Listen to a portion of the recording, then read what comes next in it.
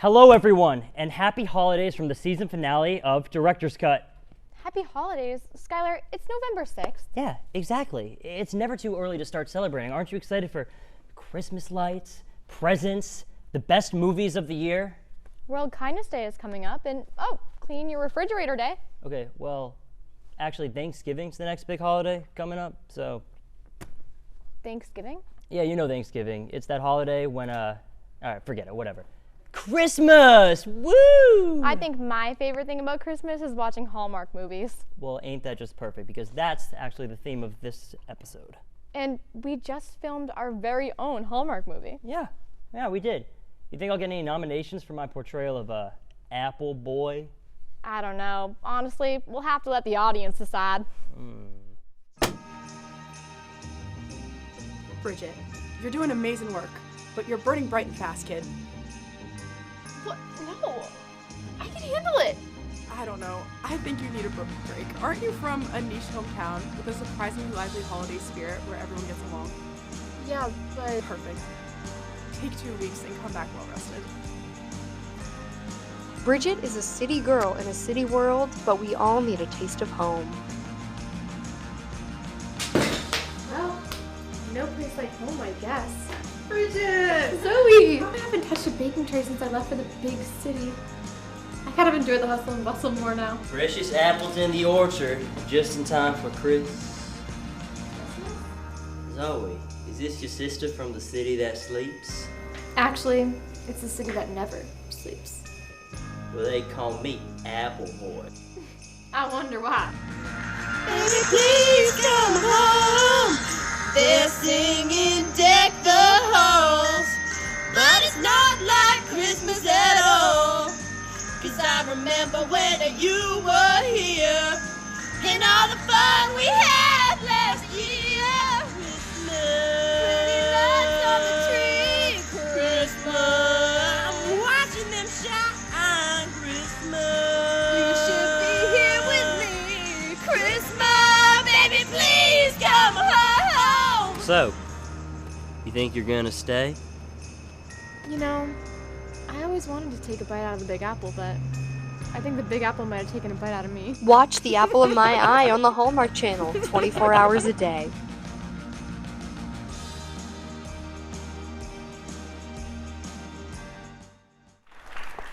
I mean, Oscar worthy, if you ask me.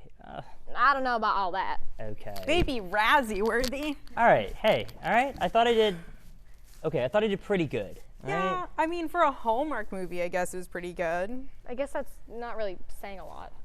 Maybe not, but there were a lot of other movies that had a lot to say. Tell me like about one. Begonia, Tell me about one. like Begonia. Shout out Yorgos Lanthimos. Shout out.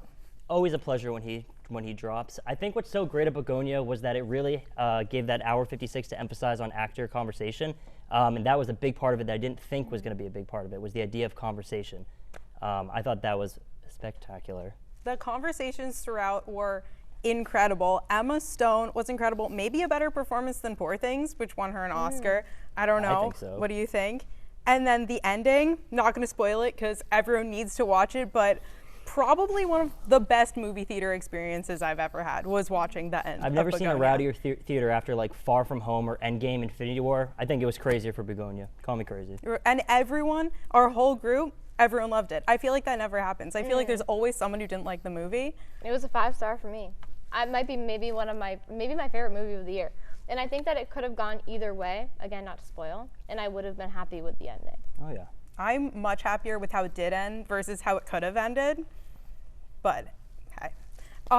We have some other good movies coming out soon. Die My Love, I'm very curious about. Yeah, Jennifer Lawrence, Robert Pattinson. Jennifer Lawrence actually just came out the other day and she said that they had an intimacy coordinator on set, but Robert Pattinson was so respectful and so polite that she didn't even need to use it. She felt so comfortable in his space because all I did was talk about his wife. Shout out Suki Waterhouse. Sweet. You know, but and I just thought that was a really wonderful thing. So I'm very excited to see how that all plays out. It looks super interesting. Produced by Martin Scorsese, which is also interesting. Not directed by him though. And then, okay, Springsteen just came out and I was not a fan. I didn't Did you see guys it. see it? I have not seen Springsteen. No. You know what? Flopping hosts right yeah, now. not worth the watch. So you guys are totally fine on that. I'm very excited for Hamnet, though. Oh, I see that trailer every time I'm in AMC. It's almost like Nicole Kidman at this point. And I'm looking forward to it. I am. Jessie Buckley is coming out with these 2 hit performances this year. She's got The Bride coming out, and then now she's got Hamnet. So her little back-to-back kick, I think one of those is going to be a shoo-in for the Oscars for her, for sure. For sure. Yeah, I want to do a double feature, Hamnet and Shakespeare in Love. I think that would be a vibe. That'd be perfect. Yeah. actually. But my most anticipated movie for this year, Marty Supreme. Marty Supreme, the Safdie brother coming back after hitting with after the hit, no pun intended, with Smashing Machine. Now we got Timmy Chalamet coming in this December cut. Marty Supreme, Gwyneth Paltrow. She's back. Shakespeare in Love. There you go. She's also Mr. not. Wonderful is going to be in it. That's going to be weird. And Tyler, the Tyler? Creator. Wow. Why are you so excited to see it? To be honest, because it's Timothy Chalamet. I'm Everybody excited for loves whatever Timmy. he's going to be in. Great actor. And also, like, ping pong biopic. Like, what's going on here? I'm just so curious. Just taking that one Forrest Gump sequence and extending it to 2 hours. It's going to be perfect. It'll be perfect. Right. Okay, now you see me, now we don't. Now you don't. Which Thoughts is on that? Yeah, I think I'm excited enough. I really like the first 2. I think they're really fun. The first one was better, of course. But I'm very excited because I think the third one is going to be really good because, in the second one, everyone was criticizing. They're like, why didn't you do it? Now you see me, now you don't, as the second one. But here we are at number 3. I guess that's what they want to do. But, a lot of good movies coming out, a lot of good things to see. And Zoe, just want to say thank you. Not just for housekeeping now, but for all the housekeepings you've done. Is there any parting words you'd like to say? Just thank you for having me. It's been a great time. Thanks for watching me jump over this couch every month and listening to my thoughts on movies. We love to hear them. And I love to say them. And you love to jump. You love it. I do. Well, we'll miss you, Zoe. And hey, it's good news for you. We've already started looking for your post-grad job. What? Every couple of years, a dilemma arises each holiday season. A couple of years back, it was a foggy Christmas Eve. But thankfully, we had a red-nosed reindeer to solve that problem. This year, Santa has lost his mojo, and we need a new St. Nicholas to save Christmas. So, why do you want to win this? For starters, I've been hella good this year. So, what I'm thinking, maybe it's just me being nice, I would get my mom a gift, I think. That's really sweet. What do you plan on giving her? I give her a fat paycheck so I can steal it and pay off my tuition. Listen, I'm not here to play any reindeer games. I am living in the North Pole next semester. Honestly, I'm just here because I had nothing better to do during Common Hour. But hey, if I become Santa, at least I'll go out with a bang in terms of housekeeping. So, okay. I gotta get ready.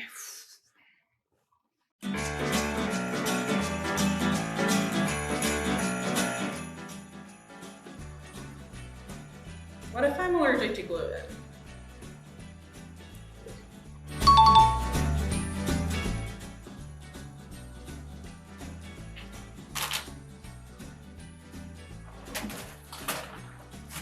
Oh, that's so nasty.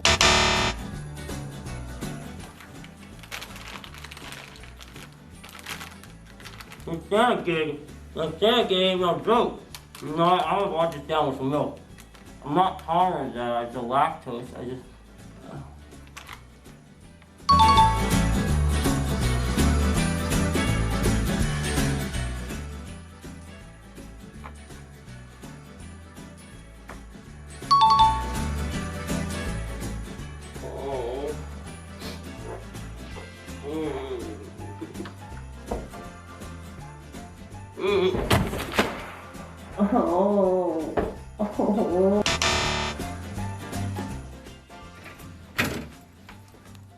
No! What?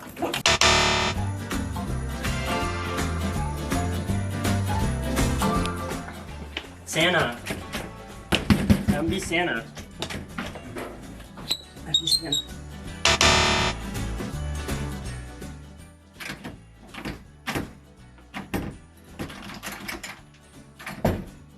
P-Safe? Hi. Could you come unlock my door? I left my keys. You know what? Never mind. Just like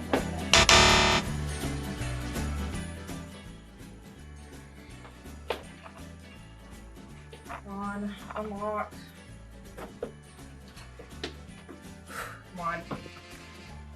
I believe in Christmas. I believe in reindeer. I believe in snow. I believe in the Christmas spirit. That's gonna unlock this door. Jingle all the way. It works!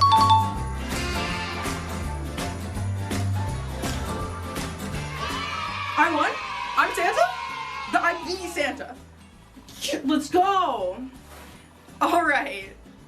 Watch out, everyone, because I'm Santa. Well, college debt it is. I won't lie. I just wanted to go with Mrs. Claus. See, Zoe, you're gonna go down in Director's Cut history as having the best post-grad job. And I'll go down as second place Santa Claus. Second? More like third. Anyway, let's take a look at Ali Salem's film, Fools Who Sing.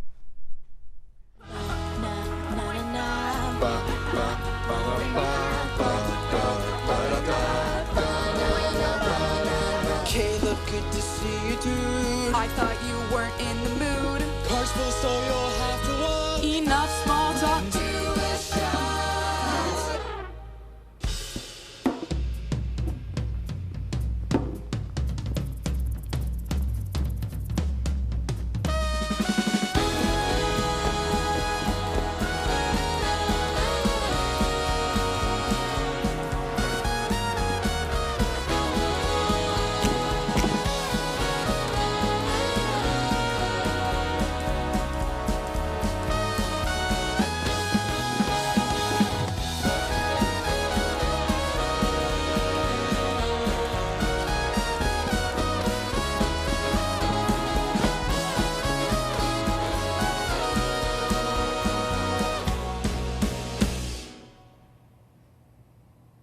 Need someone to get me out of bed, someone to help me get out of my head, distract me and help me forget that I've spent countless nights mourning someone who's alive, knowing they don't know that I feel this way. So I'll just sing this song and I'll dance along, try to have some fun. Who knows, maybe I'll meet someone. Meet someone, someone to make you feel alive, someone to stay up late with every single night, use for the songs that you write. Meet someone to hold you very close, someone to light a spark inside you and to just all your stupid jokes you ignore in your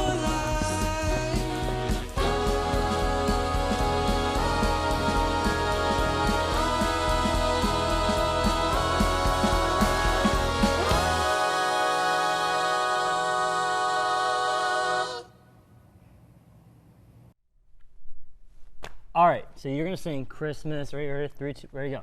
Christmas. All the people around. Christmas. Betty, please come home. They're singing. Yeah, I made a movie. So, how do you feel about it? I feel pretty good about it, you know? Thank you for having me on the show, by the way. This is such an you know, honor. Thanks for coming. Of course. Yeah. So, watching that, a little long take. For those who haven't seen it, it's probably double, triple that length for that long take right there. I love a long take. So, wouldn't you talk us through the process of taking that? What went to the steps to make sure that it ran so smoothly?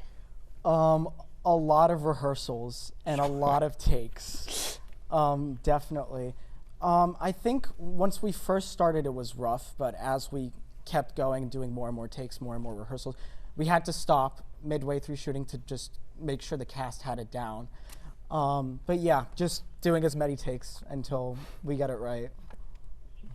So about your choreography, did you create that, or did you have a team help you create that? And what was the process? Shout out David Parmigiani, who is in the audience right now. He did a phenomenal job choreographing this piece. Thank you, David. Yeah, I could not have done it without him. He was very dedicated, he was very creative, and he loves a challenge. And so shout out David. So where did this inspiration come from? How did you get in taking this idea and bring it to life? Do you want the real answer or the answer I give everyone? I kind of hope to get the real answer, you know. So we were supposed to come to first day of 47 with either a log line or a draft of the script. I didn't have either. And so I was a little behind. And later that night, my friends and I were watching Emilia Perez. And I remember thinking to myself, I could do better. You could do this better. And so I had an idea and I went with it, and it kept developing. Originally the script just had my lead character Caleb in it, but then some more layers got added. I came up with the idea for Amaya. We added some more depth to it. So yeah. The answer that I give everyone is I'm a theater kid. I love musical theater. I love La La Land. It's one of my favorite films, and that's where the inspiration comes from. So how was your casting for this film? Like, what was everyone like moved so fluently together? It looks like. So how was that in the rehearsal process and stuff like that? Casting, I think the best thing I did with this film was cast it correctly.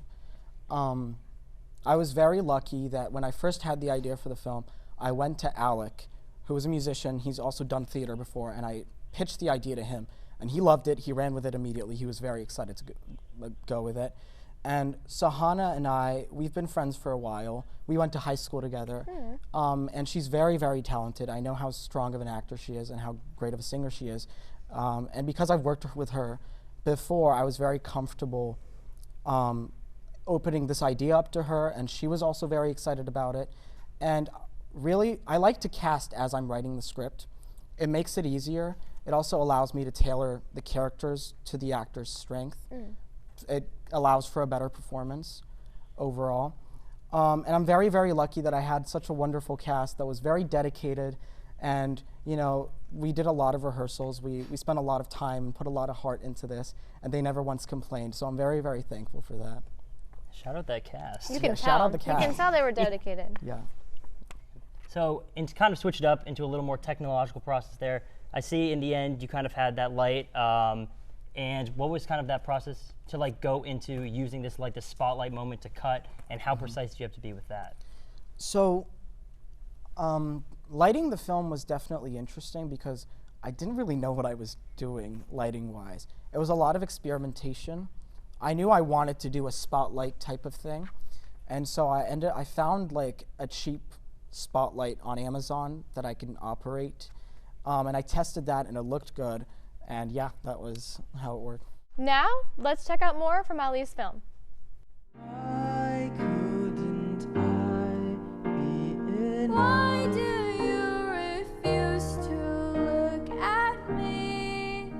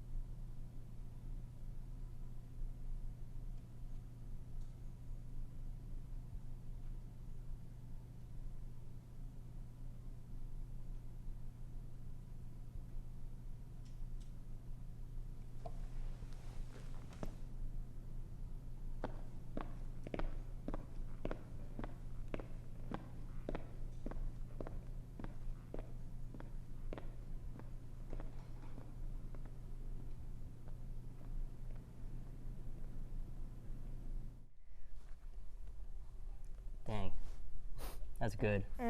Agreed. What was the biggest challenge of making this concept like completely your own? The biggest creative challenge or technical challenge? Maybe both. I think technical challenge was getting out of my own way and just entrusting my crew to be resourceful and know what they're doing. I have a tendency to want to micromanage everything and make sure everything is perfect. And so a challenge for me was just taking a step back and letting things flow. Creative challenge that I had to overcome, I think writing the songs was definitely the most challenging thing because I'd never written music before. And I'm also musically illiterate, so the way that I had to write the songs, I came up with this innovative way where I sat down with my co-composer and my dear friend Alex Pano. Shout out Alex Pano. Shout out Alex Pano. Did a phenomenal job. And I pitched this idea to him, and he was very excited to make this film with me. And we sat down at his at-home studio, and what I'd do is I'd sing the songs to him, and he has perfect pitch, so he would then so I would sing it to him, and he'd go, oh, okay, I got it, and then he'd just play it. And then we'd have it down that way, and then we'd decide on parts, and then we decide on what instruments we want to incorporate and where the song is going to go. So, yeah. Definitely writing the music was a challenge. Writing the lyrics was also challenging because we told a lot of story in a very short amount of time. And so it was about making sure everything had intention and everything that, all the lyrics meant something. Like we didn't really have any wiggle room to mess around. Now, we kind of talked about challenges. You touched upon the idea of kind of stepping back and taking that. And obviously, the process of creating, incredibly challenging. What are some other things you took away that you know you will put into your future projects? It's a very good question. I do think, just kind of reiterating what I already said, just allowing myself to breathe and take a step back and entrusting people more and not having to want everything to be perfect all the time. But also I think one thing I would do is I would spend a lot more time on my next project. One thing I wish I had was more time and I wish I paid more attention to detail. And if I was making, I think the best way I can explain this is if I were remaking this film today, I would spend a lot more time on it. I'd do a lot more rehearsals for it. Yeah. How long did you spend on the entire process? It was an entire semester of, I wrote the whole thing within a week. Wow. This was the only project that I wrote this quickly. But I wrote the script within a week. The songs took a little longer. It took about a month to get all the pre-production together. I would have spent a lot more time. If I was making this today, I'd spend a lot more time on pre-production. And then it was 3 days of shooting, and then a month of editing. Wow. Editing's usually it. Would you like to ask the last question? Well, I just would love to know, is there anywhere that the audience can look out for your film coming in the future? Yes, thank you for asking. So Fools Who Sing is currently touring a few festivals. Shout out the Long Island Youth Film Festival this Saturday and the Big Apple Film Festival on Wednesday. But the film is coming out next Friday on YouTube, November 14th. Ooh. Boom! Clap it up. Clap it up. Thank you so much for joining us. This was an absolute blast to talk about your upcoming film. Everyone, please watch it when it comes out. And Bridget, here we are, the end of season 30.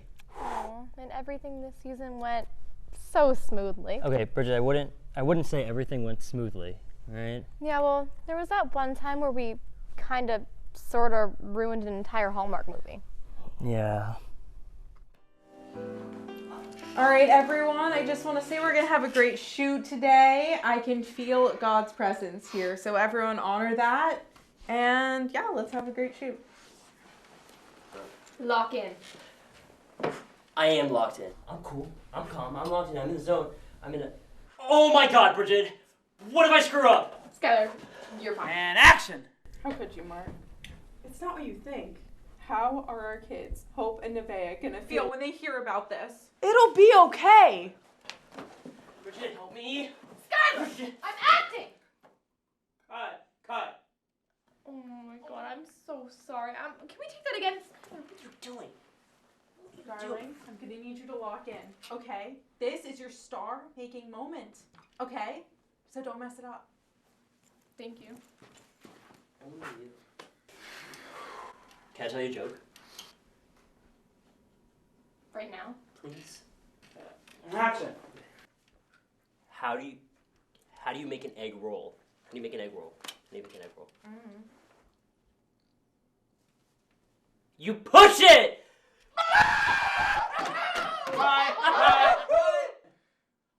I'm sorry. I'm sorry. Bridget, is it? I'm gonna have to have a difficult conversation with you both. Now, I don't want to come off as rude, but I'm just gonna have to say a few things. Okay. I have spent my entire career guiding young actors to becoming the best traditional versions of themselves, okay? So during this shoot, please have some respect, not just for us, but for him. Okay? Can you do that? It won't happen again. It better not. Okay. Can you please just stop talking? Please, Zoe Barret is gonna hate us. We can't have fun. I won't talk anymore. And action! How could you? It's not what you think.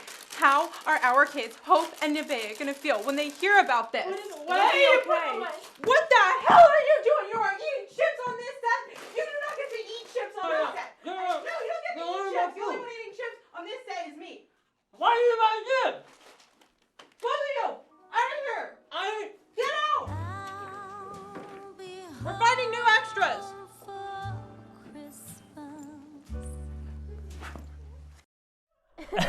I mean, I don't think that it was too bad. but we won't let it ruin such an amazing season. You're so right. Before we sign off, we want to thank our head writer, Frankie, and our housekeeping